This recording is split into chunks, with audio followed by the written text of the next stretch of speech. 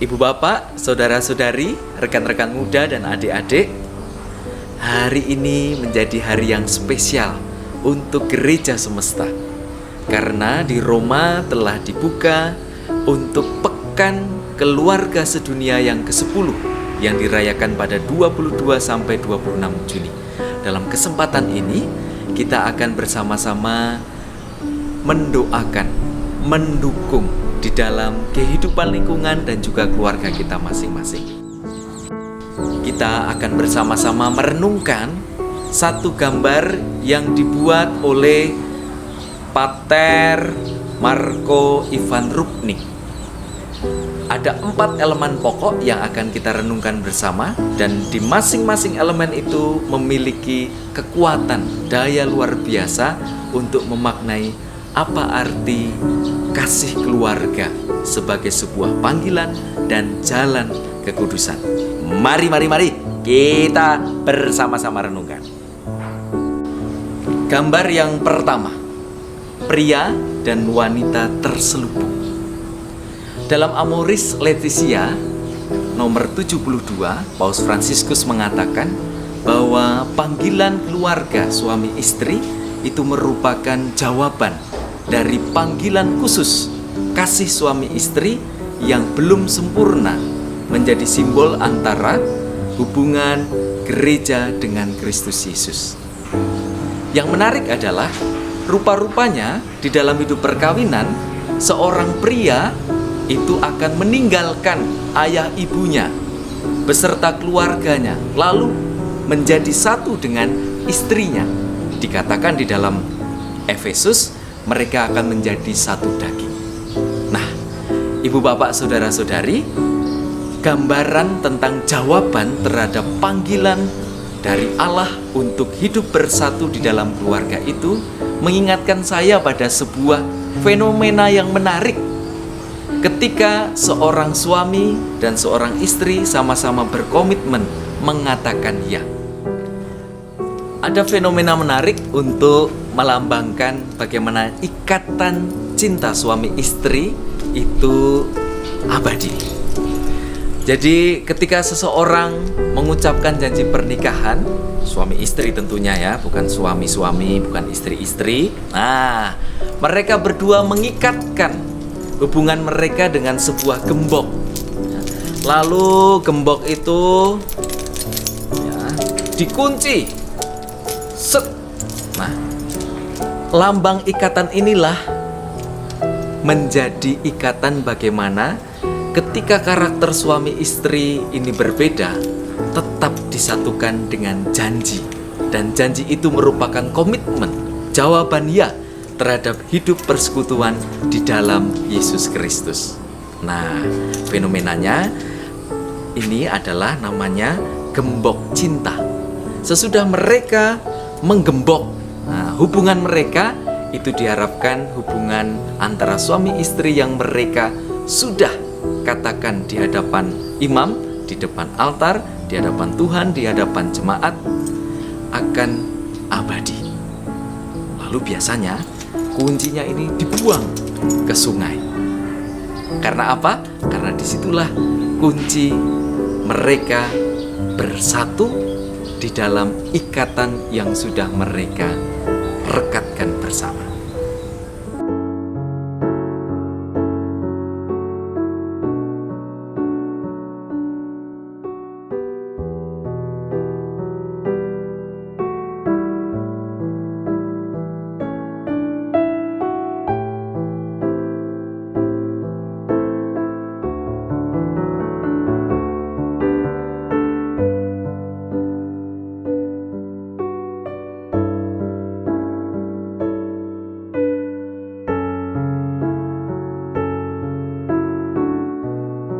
Gambar berikutnya, cinta perkawinan Maria dan Yesus. Tabir dibuka.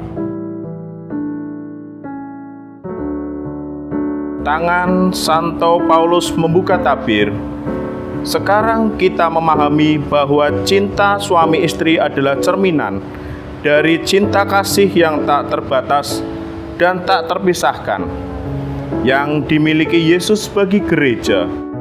mempelai wanitanya, dan yang dimiliki Allah bagi umat manusia.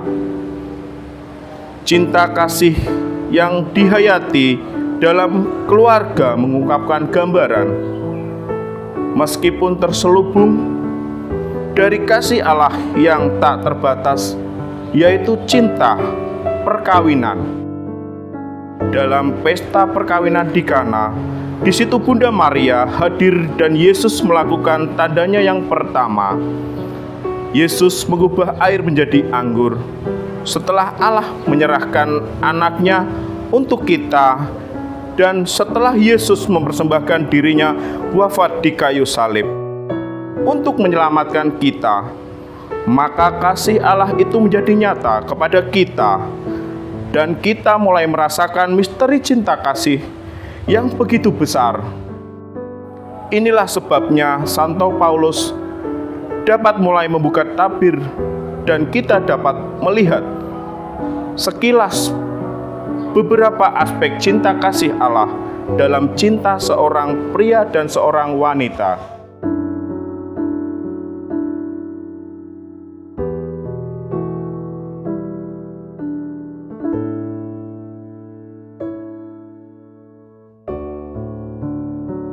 Kita lanjut ke gambar yang ketiga, yaitu bejana air.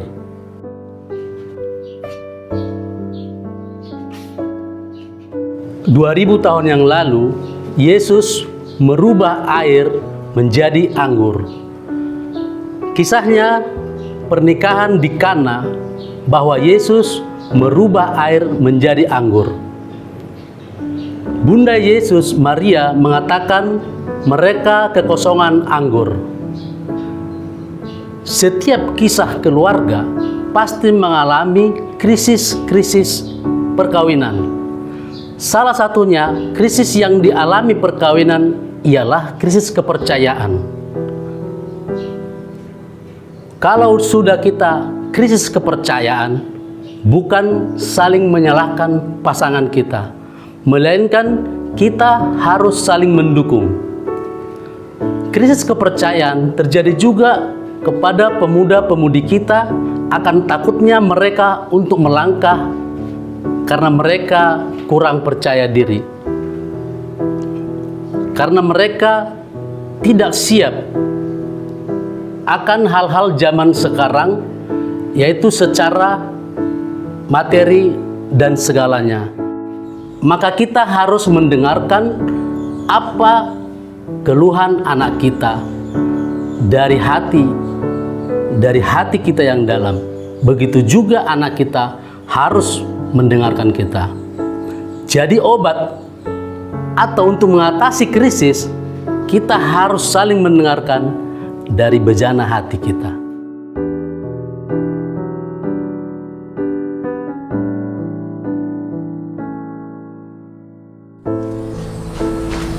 Gambar yang keempat adalah gambar Paulus menuangkan anggur. Gambaran ini mau menunjukkan bagaimana darah Kristus yang mengalir dari lambungnya itu memurnikan, menyuburkan. Di dalam kehidupan suami istri, keluarga tentunya, rupa-rupanya relasi mereka ini juga akan menjadi daya penyubur untuk mendidik anak-anak, untuk mengembangkan berbagai macam potensi keluarga. Ibu bapak, saudara-saudari yang terkasih, Rasul Paulus menunjukkan kepada kita bagaimana ketika seseorang mau berkorban, menumpahkan darahnya, disitulah cinta menjadi sesuatu yang menggerakkan, sesuatu yang memberi daya untuk mengalahkan berbagai macam kesulitan dan tantangan di dalam menghadapi hidup. Ibu bapak, saudara-saudari, mari kita bersama-sama bersyukur serta tetap memohon rahmat Roh Kudus agar membimbing jalannya perkawinan yang abadi, yakni persatuan antara gereja dengan Kristus sebagai kepala, dan tentunya keluarga kita masing-masing menjadi teladan, menjadi cermin bagaimana jalan kekudusan itu ditampakkan dalam hidup sehari-hari. Semangat di dalam hidup berkeluarga, menjadi keluarga-keluarga yang kudus, penuh cinta kasih, menggapai kesempurnaan hidup. Ibu bapak saudara-saudari yang terkasih dalam Kristus, demikianlah penjelasan tentang gambar-gambar yang kita bersama-sama akan renungkan untuk memaknai keluarga sebagai panggilan dan jalan kekudusan. Selamat merenungkan. Ibarat kalau kita melihat betapa suburnya tanaman-tanaman ini karena dipupuk, dipelihara dengan penuh ketulusan hati, akan tumbuh subur, dan orang yang akan menikmatinya pun merasakan indahnya karya Tuhan di dalam kehidupan kita. Shalom, Tuhan memberkati.